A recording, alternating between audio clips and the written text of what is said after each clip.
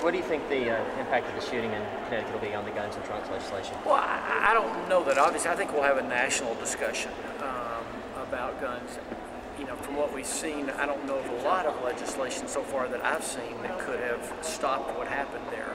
But like I said, I think we'll have a national discussion. I think it'll be part of how we talk about that bill in Tennessee. I think what some of the opponents might argue is that allowing people to have firearms at schools might have prevented this. Right. I mean, obviously, that's one argument in favor of it. The other is, you know, people saying, well, with assault weapons, you raise the risk. So, again, it'll be part of. I honestly think what you'll see is a national debate for the next 3 or 4 months. But a lot of the gun regulations are at the state level, and I mean, you can't think that they're not going to want to do something at the state level. No, I think that, as I've said, as everybody is recognized, I think there will be. I mean, primarily the guns and trunks legislation will get addressed this year.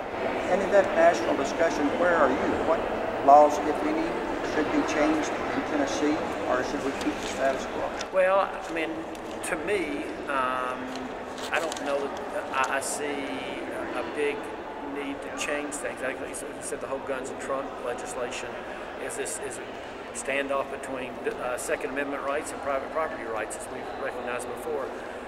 I have expressed a particular concern with education institutions, and you know, still feel that way. So that hasn't changed your thinking at all on that?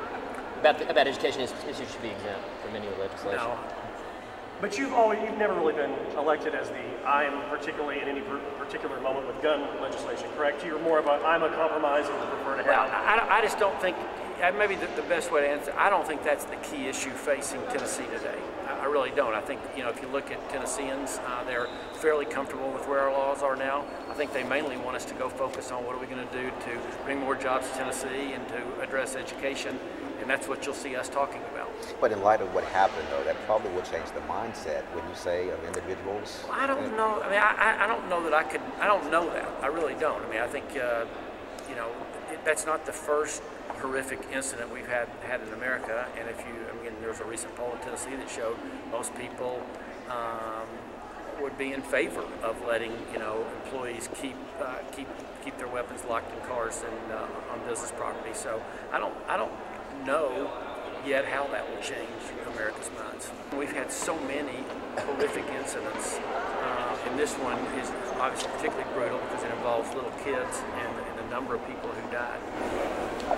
Kevin, do you think we should spend more money on mental health? Maybe check, you know? Actually, I think that's, I think the issues, and again, we don't know enough of this situation. At least I haven't seen anything about, you know, motive and what happened in history.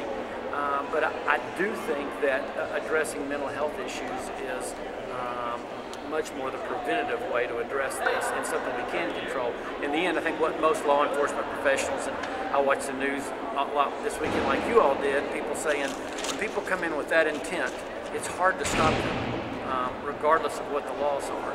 And so I think addressing the mental health issues up front will be key. Well, in China, somebody had the very same intent. They came with a knife, and nobody's going to die as a result of what happened in China.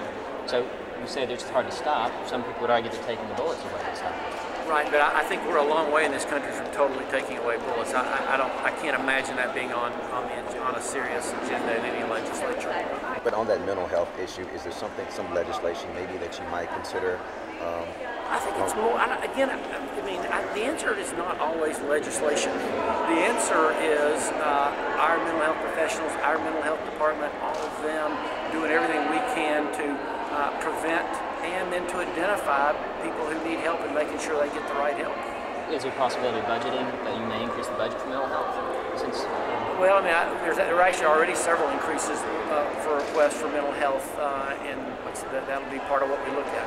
Have or train a teacher on the use of firearms to be ready for something. Is that your board, or did you do along with something like that? I think we're actually going to pull together sometime next month. Our Department of Education is a conference on safety and security in schools, and I will let you know. I think that could easily be one of the things they talk about, but I'll wait for that. I'll wait for those folks who are in schools every day. Was that already in the works? That was already in the works. Well, I think that's right, Chaz. Let me go back. I'm pretty sure it was already in the works, but let me go back and confirm that.